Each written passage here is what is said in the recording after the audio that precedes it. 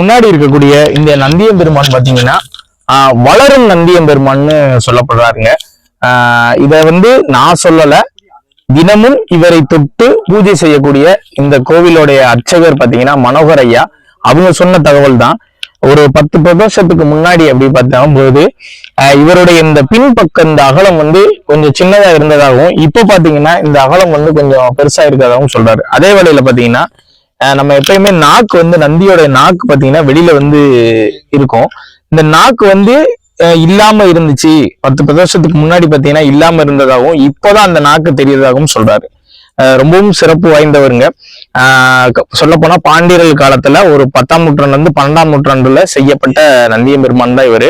அழகான ஒரு சின்ன கொம்பு, காது பாத்தீங்கன்னா பொதுவா இந்த பக்கம் இப்படி இருக்கும், இவருக்கு காது பாத்தீங்கன்னா பின்பக்கமா அப்படி திருமண மாதிரியான 2 இருக்கு. பின்னாடி கூடி பாத்தீங்கன்னா 4 கொம்பு இருக்கிற மாதிரியான ஒரு அமைப்புலதான் இருக்கும். இது காது மாதிரியே தெரியாது. நீங்க பின்னாடி இருந்து பார்க்கும்போது இது பாருங்க, ஒரு 4 கொம்பு இருக்கிற மாதிரியான ஒரு அமைப்பு தான் இங்க இருக்கும். அதே மாதிரி இங்க பாத்தீங்கன்னா இந்த 2 கொம்புக்கு நடுவுல ஒரு சின்ன ஒரு அமைப்பு கொடுத்துருக்காங்க. ஒரு சின்ன கோமுகம் மாதிரி இப்படி போகுது நேரா. இது என்னன்னு தெரியல, சரியா தெரியல. இதுவும் ஒரு அழகான ஒரு விஷயம் தாங்க இந்த நந்தியம்பெருமான்ல.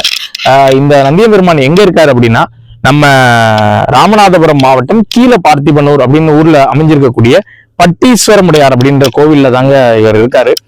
சொல்லப்போனா ஒரு காலத்துல அழியும் தருவாயில இருந்த சிவாலயம் இன்னைக்கு இந்து சமய அறநிலைத்துறையால மீட்கப்பட்டு இந்த கோவில் இன்னும் ஒரு 3 மாதத்துக்குள்ள திருப்பணியும் தொடங்க இருக்கு அப்படின்ற ஒரு சந்தோஷமான தகவலையும் உங்ககிட்ட நான் சொல்லிக்கிறேங்க.